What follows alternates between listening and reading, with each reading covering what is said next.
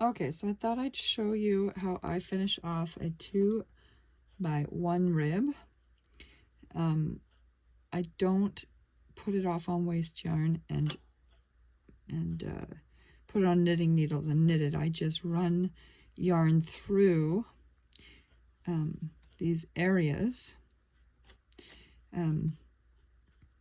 After I've done remove the ribber, I move all of the ribber needles over to the left, and then I run a needle up through both of those stitches.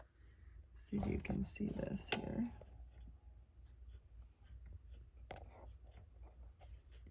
Okay, so up through both of the two stitches there. The top one is the ribber needle from this area. And I did it once on one glove, and then I decided that I needed to go through it twice. And then we go through, this one only has one on it. And then the space that is between here, I just take and loop the yarn around that. Like that, and then we're back to the next two. So I pull the needle out and I run the needle up through. And because you're putting that ribber needle over on top, the stitches are pulled, so it's really tight to get in there. So I actually use a pointed needle, not a tapestry needle with a blunt end. And you just run. So we're gonna go through here. So you just run it up alongside the middle, like that, and then push it up into that V section. And if you don't get it with your first pass, both loops, your second one, when you pull, I'll show you here. So I can zoom in here. Don't have a cameraman, so when you pull on it, you can see if you've gotten it all or not. So then you just come up the second pass like that.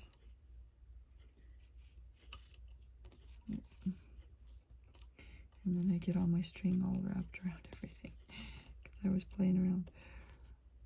Okay, and I generally keep all my string down on the outside of the machine, pull the needle up, and then pass the butt end back. And I find that that makes it so that we don't have a ton of yarn wrapping around any threads. And here's the last one here. Now, I'll just finish off this last one. This is where I started. And I went all the way around. And then we're just going to come back. So this one has already been wrapped around from when I started at my 3 o'clock. I'm going to wrap it around once more. I'm going to go down through that. And then I'll switch out my needles, because now I do want a darning needle for the next step. But I'm going to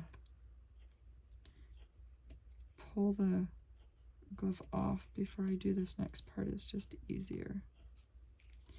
So I'm going to put that darning needle right in there. And then we're going to pull our weights off the bottom.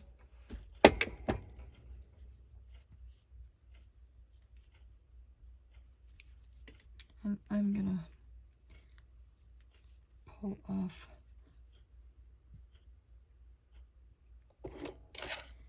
sorry, you can't see this, but I'm going to pull off the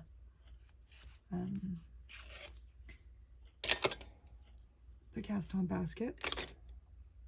That way I can show you what the glove looks like right when it comes up off the top. So I'm going to pull on the bottom just by hand, go around slowly, pop these down. Okay. So this is what we're going to do with this needle. This is how I finish off mine. Here's a bar. And I'm going to go down this side and then back up. And so how we do that is you go into the center and go out, and then just pivot it back around to the center like this. I go through 4 or 5 or 6, kind of whatever you want. Bring that through, and then I spin it around. So this is when I went down. Now we're going to come over to this side. And we go into the center. Oh, sorry, this one's out.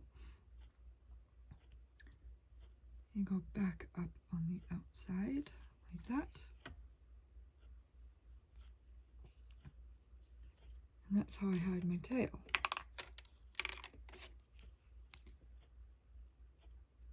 And just clip off.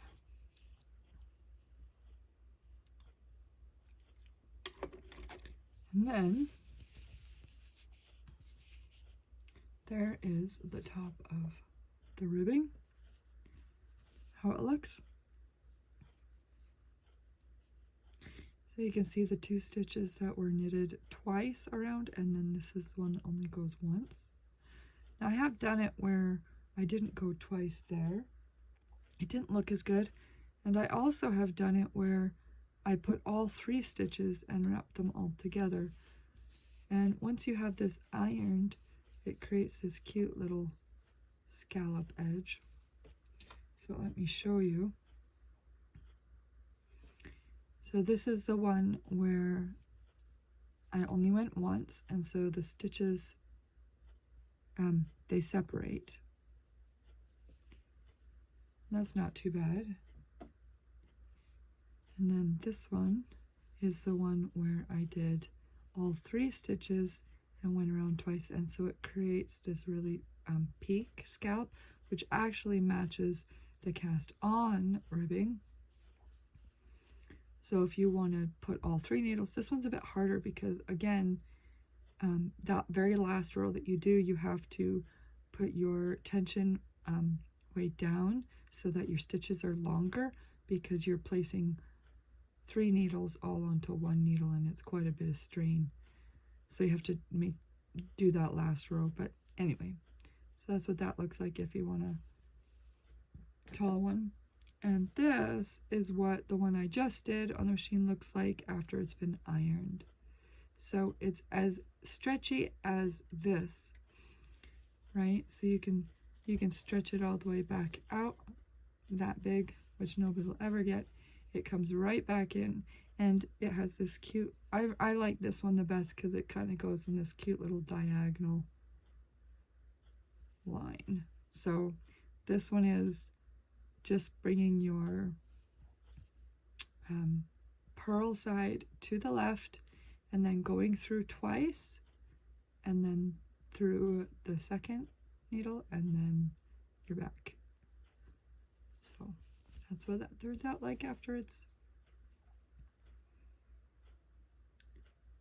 ironed, and I think it looks really nice. And even not ironed, so this one's the one we just pulled off, and it still just kind of sits right up there. But ironing really likes to make it lay. But anyway, yeah, there you go. I've never seen that done on anybody else's videos. This is just my own invention. I didn't want to put it off on waste yarn, put it on knitting needles, and do a stretchy bind off, so I just figured why not try and make it work in there. So the trick is putting them together, going around twice, and then between where there's a gap, you hide that yarn in that first bar. So there you go. Hopefully that helps.